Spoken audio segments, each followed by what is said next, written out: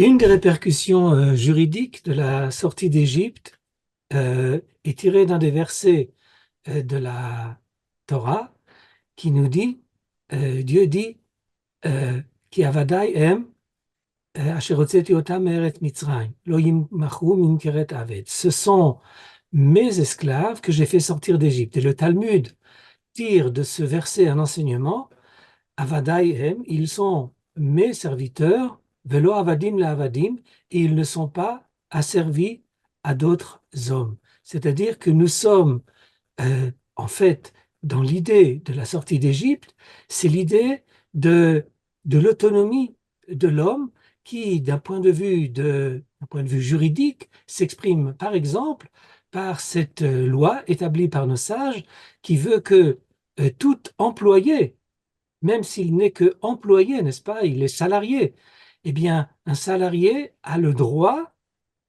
fondamental de pouvoir démissionner, arrêter son travail à tout moment.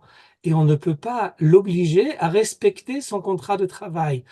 Je ne vais pas rentrer maintenant dans les détails, mais cela a des répercussions d'un point de vue juridique parce que, par exemple, après, l'employeur peut avoir euh, le besoin d'investir plus qu'il avait prévu, mais il ne pourra pas déduire cela du salaire de son employé. Et c'est une conséquence tout à fait étonnante de se souvenir de la sortie d'Égypte, une répercussion juridique qui assure à chacun son autonomie et sa souveraineté, je dirais.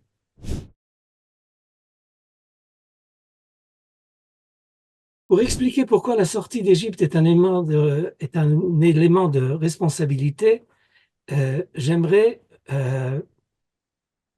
parler d'une des lois qui concerne l'esclave.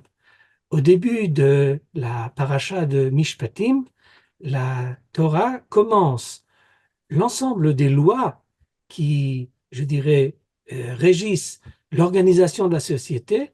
Elle choisit de commencer ces lois de façon assez étonnante, non pas par les lois pénales avec les choses les plus graves comme, je ne sais pas, comment est sanctionné les crimes graves comme le meurtre ou autre. Non, on commence par euh, euh, les lois qui concernent l'esclave et la Torah nous enseigne, et c'est en lien avec ce que nous avons dit précédemment, c'est-à-dire que on ne peut pas acheter un esclave de nos frères juifs euh, pour plus d'une période de travail de 6 ans. Et la Torah nous dit que si euh, donc il s'agit en fait d'un employé qui est employé pour une période de 6 ans. Certes, puisqu'il est esclave, lui, en tant qu'esclave, ne pourra pas démissionner, à moins qu'il puisse se racheter. Mais si cette période écoulée, l'esclave en question dit j'ai aimé mon maître et j'aimerais continuer à le servir, eh bien là, la Torah nous dit on amènera cet esclave devant la porte, devant le linteau de la porte, et on lui poinçonnera l'oreille. Et c'est une loi assez étonnante, et j'aimerais la mettre en rapport avec le dernier article. Oui, si là c'est le premier article de la loi de Parashat Mishpatim, le dernier article du code d'Hammurabi, qui est donc un code très ancien, euh, nous parle de comment est sanctionné l'esclave qui se rebelle contre son maître. L'esclave qui dirait à son maître, tu n'es pas mon maître. Celui qui refuse l'autorité de son maître, eh bien, le code d'Hammurabi nous dit que son maître le prend devant la porte et lui coupe l'oreille. Voilà ce que dit le code d'Hammurabi. Alors, je crois que lorsqu'on voit ce texte du code d'Hammurabi d'un côté et le texte de la Torah de l'autre, on ne peut pas ne pas voir que la Torah s'inscrit dans le cadre du contexte euh, culturel, juridique, qui était celui du moment où la Torah nous a été donnée, dans un monde dans lequel ce qui était sanctionné, c'était l'homme qui refusait l'autorité, qui refusait l'asservissement. il est sanctionné, on lui coupe l'oreille. Eh bien, la Torah prend le contre-pied.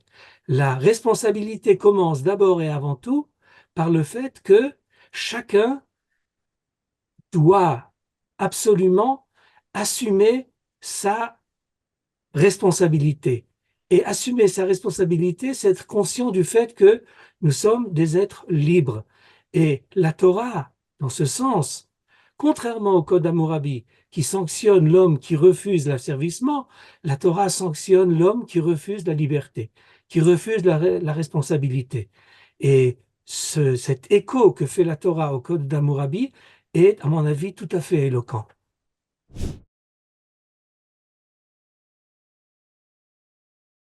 Eh bien, d'abord, ça implique ce principe de responsabilité. Parce qu'en fait, nous sommes sortis d'Égypte, ça veut dire que nous avons le souvenir d'avoir été asservis. Nous avons le souvenir de la souffrance. Et la question essentielle concernant tout événement qui nous arrive, euh, toute douleur, surtout des événements éprouvants, la question est surtout de savoir qu'est-ce qu'on en fait. Est-ce que ce que la Torah nous enseigne, c'est que euh, au lieu de répercuter des schémas de violence que nous avons subis, ce que la Torah veut de nous, c'est que nous tirions comme conclusion de ce qui a été je dirais, notre gestation en tant que peuple. Nous avons émergé en tant que peuple du dedans d'une souffrance qui était la souffrance de cet asservissement en Égypte. Eh bien, le souvenir que nous devons en garder et la conclusion que nous devons en tirer, c'est de ne pas refaire et de ne pas répliquer le schéma que nous avons nous-mêmes subi. Et c'est pourquoi il y a tant de fois, et le Talmud nous enseigne que à tant de reprises, il y a différentes versions, d'ailleurs le Talmud le dit lui-même, euh, à plus de 24 reprises, la Torah nous dit, il faut euh, que tu te souviennes que tu as été esclave en Égypte, et c'est pourquoi tu n'opprimeras pas l'étranger chez toi. C'est pourquoi tu auras à cœur de t'occuper des plus défavorisés, de la veuve, de l'orphelin. Ce souvenir de la souffrance a pour répercussion de d'établir une société de justice, une société dans laquelle le souvenir de la souffrance est le tremplin d'une conscience morale. Et je pense qu'il faudrait lier cela au fait que lorsque Dieu se présente au peuple d'Israël au moment du don de la Torah, le premier des commandements, en fait, des paroles, la première des 10 paroles, c'est Je suis l'Éternel ton Dieu qui t'ai fait sortir d'Égypte. Et le Kuzari, euh, au Moyen Âge, fait remarquer que c'est intéressant que Dieu ne se présente pas comme le Dieu créateur, le Dieu tout-puissant. Ce qui est mis en évidence n'est pas la puissance de Dieu, mais c'est le fait que Dieu n'est pas le Dieu de la force, il est surtout le Dieu de la morale. Il est le Dieu qui fait sortir les esclaves d'Égypte. Il est le Dieu libérateur. C'est ainsi que Dieu tient à se présenter à nous. Or, comme nous le savons, nos sages nous enseignent que nous sommes censés imiter Dieu, aller dans ses chemins.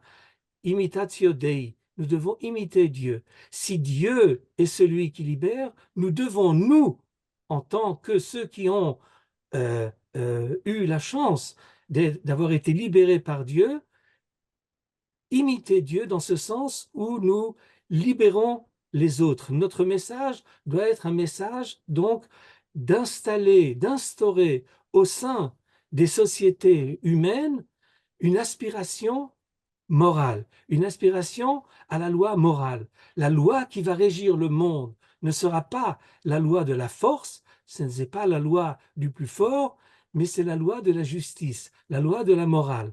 La loi est établie par Dieu qui veut que ce qui est demandé à l'homme, c'est ne pas, je dirais, succomber à la tentation qu'est la sienne de donner libre cours à sa puissance, car l'homme a tendance à penser peut-être, dans certaines circonstances, qu'il, s'il en a la possibilité, alors il va mettre en évidence sa puissance. Eh bien, au contraire, cette capacité de, de, de déracinement, de s'extérioriser, de s'extirper de cette nature qui nous amènerait à vouloir exprimer notre potentialité matérielle. Non, ce que nous devons exprimer, c'est notre potentialité morale. Et ce n'est sans doute pas pour rien, et j'aimerais terminer par cela, que euh,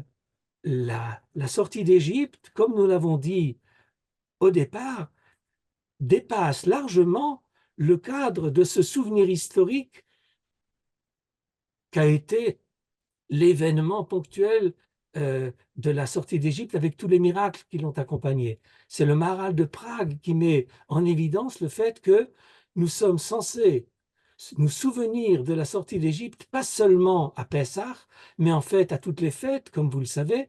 On mentionne Zecher L'Yetziat Mitzrayim à toutes, pour toutes les fêtes, même si, a priori, les autres fêtes ne sont pas en rapport particulier avec la sortie d'Égypte. Mais en fait, si, parce que l'élément essentiel de la, de la sortie d'Égypte, c'est ce miracle incroyable qui, au-delà des miracles, je dirais, des plaies ou bien de la mer Rouge qui s'est ouverte, nous dit le Maharal de Prague, le miracle le plus extraordinaire, c'est ce miracle d'un événement dans l'histoire qui a fait qu'un peuple a émergé, non pas de sa terre, mais en fait de la matrice des nations, dans le souvenir de cette souffrance et dans le projet d'aller vers la terre, non pas d'émerger de la terre, mais d'aller vers la terre. Ça, c'est le miracle le plus extraordinaire.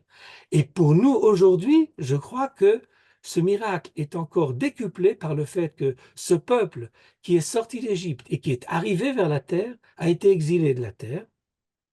Mais, miracle encore plus extraordinaire qui ne s'est jamais reproduit dans toute l'histoire, l'émergence de ce peuple était extraordinaire parce que ce n'est jamais arrivé qu'un peuple émerge en dehors de sa terre, mais il n'est jamais arrivé non plus qu'un peuple revienne à sa terre après en avoir été exilé. Et donc notre euh, responsabilité n'en est que plus accrue. Et donc ce retour à la terre d'Israël est là pour marquer le projet d'Israël d'être un exemple au sein des nations pour réaliser ce projet divin qui veut établir une société humaine basée non pas sur la force, mais sur le projet d'une moralité, d'une justice et d'un équilibre entre les êtres humains, les uns entre les autres. Et c'est ainsi que les êtres humains pourront rencontrer le divin.